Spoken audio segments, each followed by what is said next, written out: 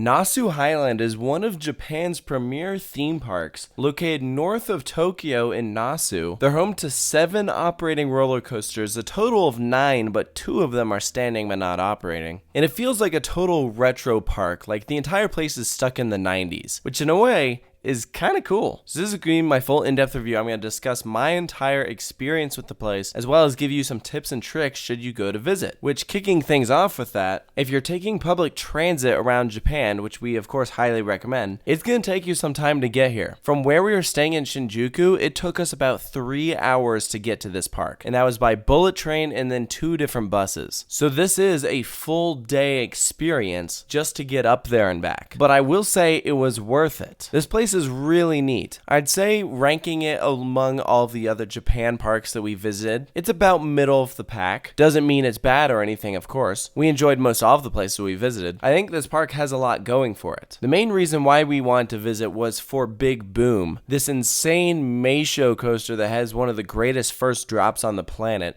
I have a full review of this coaster on my channel, so I'm not really going to talk about it in this video, but definitely go watch that review. Other coasters include Camel Coaster. This is essentially a giant mine train. F2 is their Vekoma SLC, which is terrible. They have a Meisho spinning coaster called Spin Turn, which actually you spin quite a bit, so that one I think was kind of the sleeper hit of that park. And then they have a Wild Mouse type coaster called Panic Drive, an indoor powered coaster called Shinpai, and then Whoopee Coaster is their outdoor powered coaster. But I think a lot of what makes this park work is the atmosphere while you're going around. I mentioned the park kind of feels like it's stuck in the 90s, and I'd say that for a couple reasons. First one being it's very colorful. Lots of bright and vibrant areas, even though I think some areas really could use a repaint or just some general TLC. Different sections of the park felt run down, but the theming in some of these sections adds to that general vibe. They have an entire rock and roll 80s themed area with a jukebox, lots of cars, kind of like a classic diner. They'll have random dinosaurs on the pathway, paint the ground various colors that don't make any sense, and it works. I mean, it's a very kind of fun atmosphere, but by no means is the park perfect. I mean, I told you about the roller coasters they have, and I mentioned that 2 are standing but not operating. They have this green corkscrew coaster that's all rusted over, looks like it hasn't run in years, and then Bat Flyer is a ride that has only been standing but not operating since 2018. And if you ever went to Kings Island back in the day, in their Nickelodeon section, they have a suspended family ride that is very similar to what Kings Island had, and I was looking forward to riding that, but it was closed. Luckily though, those were pretty much the only rides that weren't running. Everything else was open for us. That includes some of their flat rides. They have this Togo Enterprise style attraction that will actually swing you side to side as you go around. That was kind of underwhelming. They have a massive observation wheel. There's a fun balloon tower attraction that we actually went up to get some views because you can bring your cameras up there. There's a log flume, river raft ride, actually a pretty nice variety of attractions. One of the kind of fun things I did at this park was this multi-level wooden maze where you're given a piece of paper and a pencil where you're wandering around looking for certain things, and then when you find it, you cross it off your list, and there's doors that open to different passageways, and the levels progressively get higher and higher, and then when you get to the very top, you have a fantastic view of the area around you. Of course, I mainly went up there so I could get different shots of the place from above,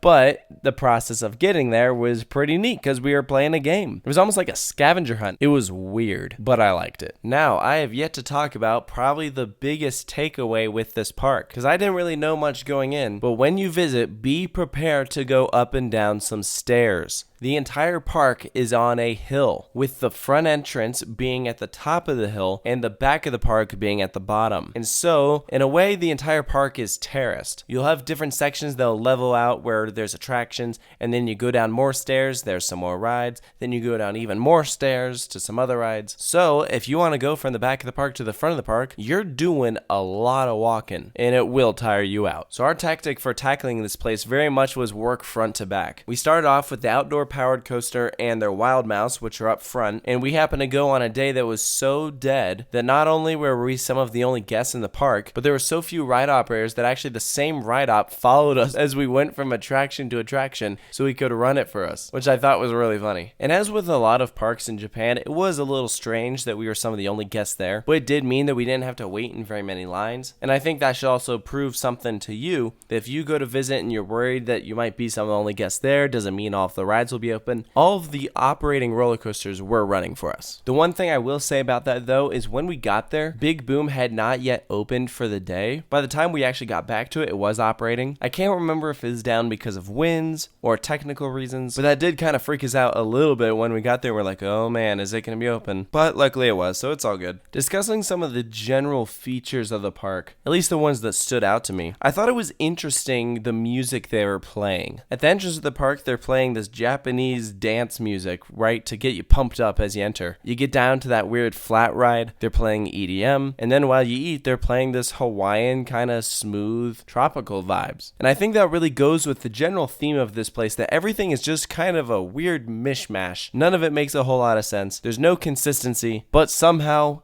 it works. It's a true classic Japanese amusement park. It left us saying, wow, a lot of what they had in there was random. I don't know why it was there, but hey, we had a fun time. Well, except for on the SLC. That was terrible. Definitely brace yourself there. They have these crazy restraints that are right up against your head, so you feel boxed in. Yeah, that's one I'll never get on ever again. I also thought it was weird that they had the 2 powered coasters. The outdoor one was really unnecessary. The indoor one was kind of cool, actually. It had this underwater scene and theming with rock work and lights. At one point, you go through a giant mouth. Again, don't know why. One of the weirdest things I saw while at the park was when I was sitting on Camel Coaster.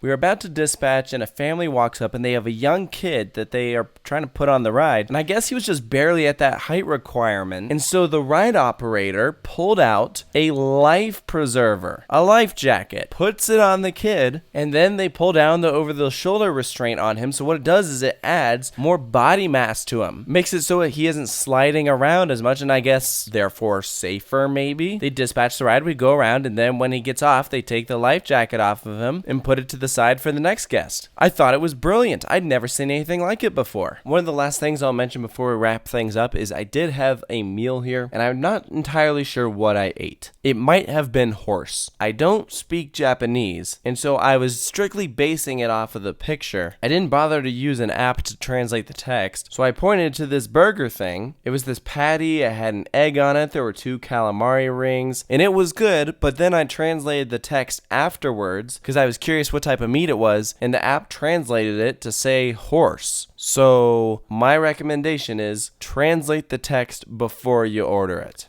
Now, for recommendations, this is super important. If you get to this park the same way that we did, which the last leg of that journey was by bus, you need to find out when the last bus leaves the park, and you cannot miss it. The buses run every once in a while, but it's not exactly like they're coming every 15 minutes. So you need to check that schedule at the front of the park before you go in so you know how much time you have before you have to leave. The park is in the middle of nowhere, beautiful location, like it's awesome in the mountains and everything, but you gotta be conscious of your time. So, final thoughts on Nasu Highland? I think the place is cool. If you're going to Japan for roller coasters, I'd say put this place on your list. As I mentioned before, it's wacky, it's weird, it doesn't make any sense, but it's fun. I think you'll enjoy your visit, and Big Boom makes it worth it. But definitely plan an entire day here. Not necessarily just so you can spend all that time at the park, but mainly because it will take you some time to get there. So that's going to do it for this review of Nasu Highland in Japan. Let me know down in the comments below if you've been here, what you think of this place, or if you're planning to visit Japan soon, and if this video helped you, if you're going to add this place to your list. And if you're new to the channel, be sure to hit that subscribe button and check out other park reviews. They're all available in a playlist organized in alphabetical order. So go check that out. Thank you so much for watching.